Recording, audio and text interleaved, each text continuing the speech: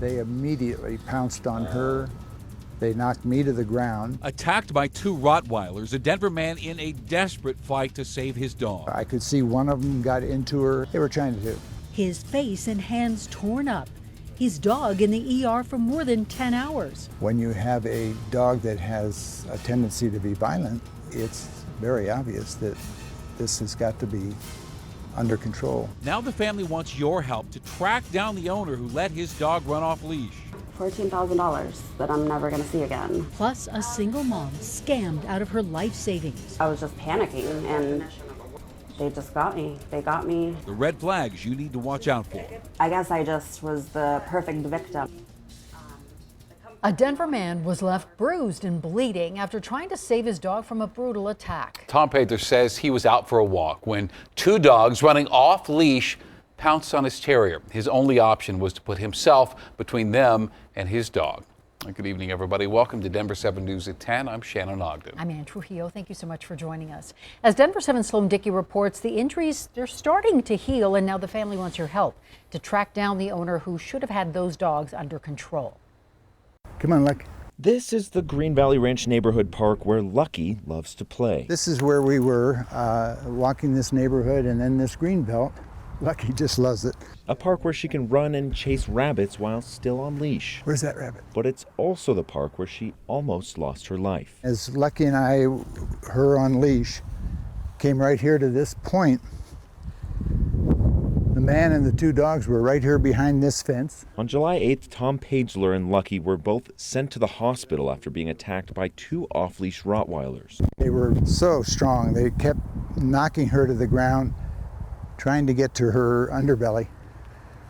And she was still on my leash and I never let it go. It's not clear what provoked the dogs to attack, but Pagler suffered wounds on his face and hands. They got me somehow across the forehead, about a 3-inch gap. Lucky almost died. They had her in the emergency room for 12 hours that day. Pagler says the owner of the Rottweilers quickly took off, leaving him and Lucky both on the ground. Denver Animal Protection is now investigating the incident, trying to find the owner of those two dogs. Several witnesses have also seen the man, but weeks later, he hasn't been identified or found. So far, no answers.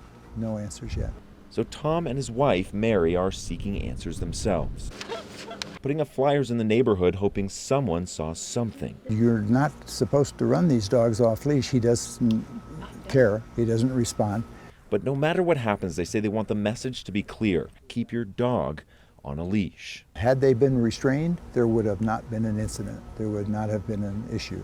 But they were left uncontrolled by an owner. He can't keep doing that. Sloan Dickey, Denver7. And when you dig a little deeper, you find dog bites are responsible for thousands of ER visits each year. The CDC says roughly 4.5 million people are bitten by dogs each year in this country. 1 in 5 of those bites needs medical attention. The American Veterinary Medical Association says nearly 46% of dog bite victims are kids under the age of 16. They're also the most likely to be severely hurt. In 2019, Denver alone recorded more than 500 dog bites in the city. And when we talk about dangerous dogs, breed is always part of the conversation. And in the last 2 years, Denver and Aurora lifted their breed bans on pit bulls. So some perspective for you by looking at the research. A study at Ohio State University combed through dog bite reports all the way back to 1970.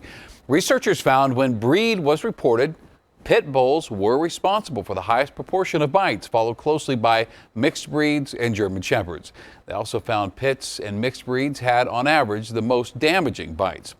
Now, researchers say context here is important. The circumstances leading up to a dog bite, of course, can be influenced by many, many things, including the behavior of the owner and the victim as well. The American Veterinary Medical Association says the dog's history and behavior that determine whether it will bite, it's not the breed that determines that. And tonight, Aurora's police chief addressed City Council in response to the recent uptick in violence. Chief Vanessa Wilson listed several possible reasons for the increase, including COVID-19 protocols, releasing people from jail sooner than usual to keep the jail population low, the rise in use of illegal guns across the nation, and easy access to firearms, the current negative perception of law enforcement, which may encourage criminals to act out, and lastly, staffing issues within the department that prompt police to be more reactive than proactive. The chief says since January 2020, Aurora has lost nearly 160 trained officers to resignations, terminations, and retirements. And more than 70 of those occurred in 2021 alone. And this has forced the department to cut back on specialized units like the gang unit in order to keep daily shifts properly staffed. And we have a live look at Aurora tonight for you. In just over an hour, people will gather to remember the people we lost in the Aurora movie theater shooting. This is the 9th anniversary of the attack. 13 people were killed, 70 more were injured when a gunman opened fire at the Century Movie Theater.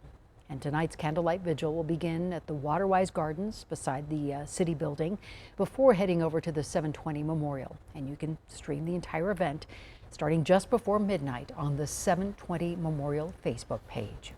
All right, let's go to I-70 near I-270. Our live cameras are on there as well. And just a few miles west of there, the years-long Central 70 project is moving through a critical stage right now. Crews are tearing down the old raised viaduct in the Park Hill neighborhood. CDOT says demolition's about 75% complete right now, and it plans to reopen Josephine tomorrow evening. Park Hill neighbors had a chance to speak with project leaders tonight, and they called for better communication about the frequent closures and reopenings. There isn't really enough communication about when and where disconnections will occur. People complain that, one alleyway, one street will be open and then it'll be closed, suddenly open and then closed, suddenly, which kind of falls out of schedule from like the ones that that QE is advising about. CDOT says it's pushing back a planned shutdown of that stretch between Colorado Boulevard and I-270 from last weekend to this Friday.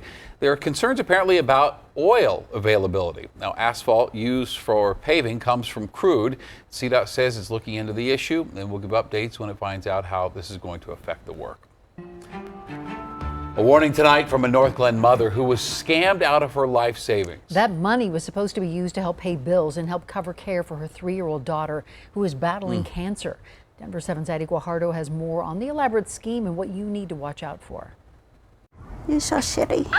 This little 3-year-old, Amelia, I will tickle you. is a driving force for Angelica Ortiz, a single mother. Yes, one and only.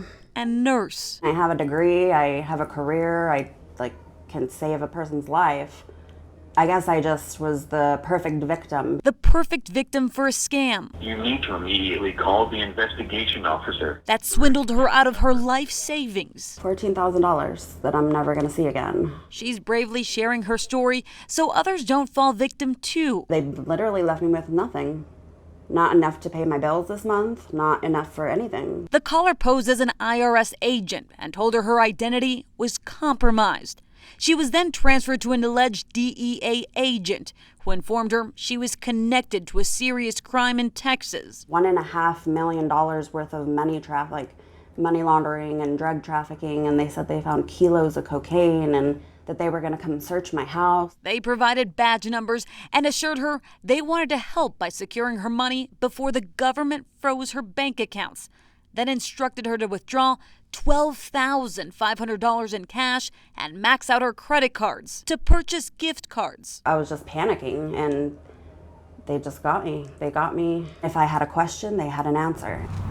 Each year, hundreds of similar fraudulent cases are reported to the North Glen Police Department. Unfortunately, very common. Detective Terry Hudak works in the Financial Crimes Department. She says these scammers use fear as a tactic. The red flag she spotted in this case: no government agency will reveal vital details about their investigation over the phone, ask you to stay on the phone for hours, or purchase gift cards. The reason that they use gift cards is they can easily be transferred from person to person, and eventually the funds become untraceable. And how many might see their money back? Maybe 5. It's heartbreaking. That's out of hundreds of cases annually. Her advice: if you get a similar call, take down their information, hang up, and call police. Little Amelia is battling LCH, a cancer that affects the skin and bones. Money in this envelope was intended to cover necessary expenses and emergency care for her daughter. That's taken me my entire life to save that money. Adi Guajardo, Denver7. It was heartbreaking. If you'd like to help Angelica recover her losses, you can go to thedenverchannel.com. We have a link to her GoFundMe page. In just about 9 hours, the world's richest man will be blasting off to the edge of space. Amazon founder Jeff Bezos will launch on the New Shepard rocket developed by his own company. The rocket is fully automated. No pilots will be on board. The entire flight's 11 minutes. Bezos will be joined by his brother, as well as an 18-year-old and an 82-year-old. And they will become both the youngest and the oldest people to travel to space. Blue Origin has its sights set on space tourism, planning to shuttle up to 6 paying customers into space at a time. Nobody anticipated this. High prices and limited options. I think the cheapest I could find one for was like $350 for 2 days. As travel rebounds, rental car companies are struggling. It's now the perfect storm where there is basically overnight overwhelming demand for rental cars. We're taking a 360 look at the rental car crunch, what's behind the shortage, and how some Coloradans are stepping in to fill the need. Western part of Colorado is getting some showers and storms. I'll let you know if they're heading toward the Denver area.